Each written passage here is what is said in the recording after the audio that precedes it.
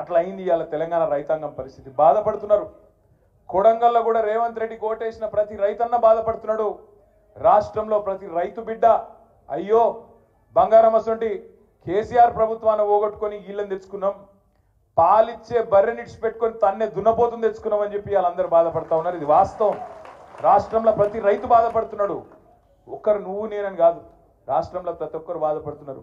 ఇప్పుడు అక్క చెప్పింది, మేము హైదరాబాద్లో ఆడనో ఇన్నో తిరిగేటప్పుడు ఊళ్ళలో పోయేటప్పుడు ఆపి అడుగుతున్నారు.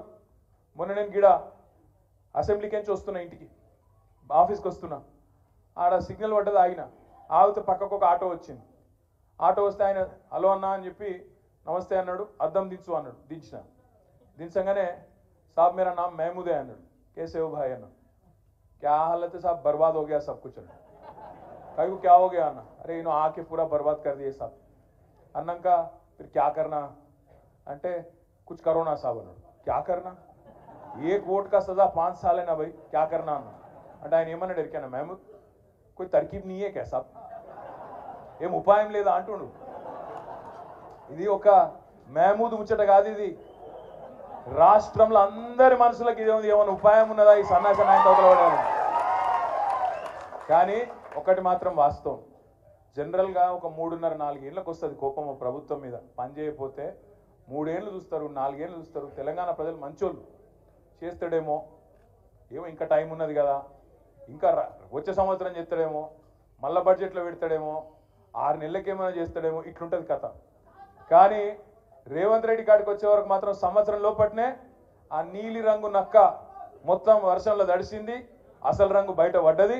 ఎప్పుడు ఈ నక్కను వదిలించుకుందామని తెలంగాణ సమాజం మొత్తం ఇవాళ ఎదురు చూస్తూ ఉన్నది. ఇది వాస్తవం. 1-2 కాదు, ఎన్ని అబద్ధాలు.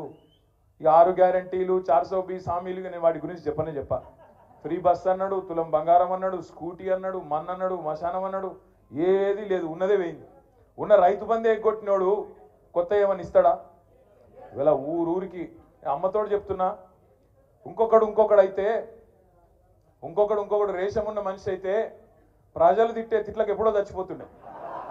రేవంత్ రెడ్డి కాబట్టి బతుకున్నాడు, పురాగా సిగ్గు తప్పినోడు, పురాగా ఇజ్జత్ లేనోడు కాబట్టి బతుకుతున్నాడు. కానీ ఇంకోడైతే ఎప్పుడన్నా ఆయన ఓ బకెట్లో నీళ్లు పోసుకొని ఆయన నీళ్ళలో దిగి చచ్చిపోతున్నాడు.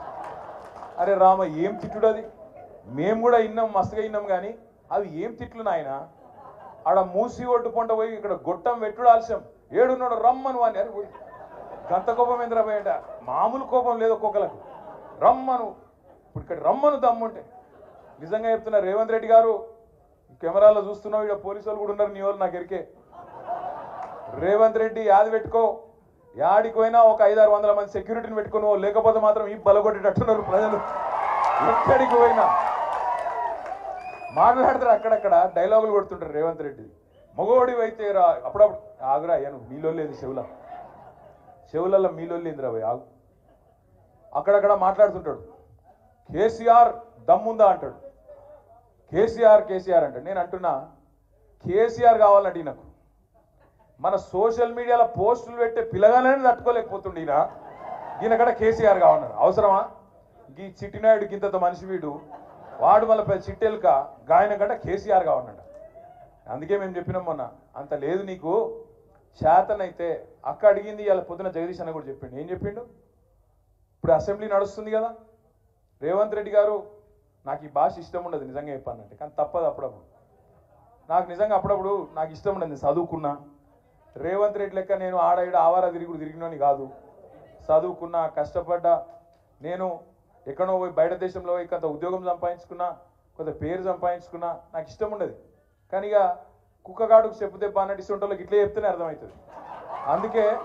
అందుకే చెప్తున్నా, రేవంత్ రెడ్డికి అడుగుతా ఉన్నా నేను, రేవంత్ రెడ్డి నువ్వు నిజంగానే మగాడివి అయితే అసెంబ్లీ నడుస్తుంది కదా, 15-20 రోజులు పెట్టు.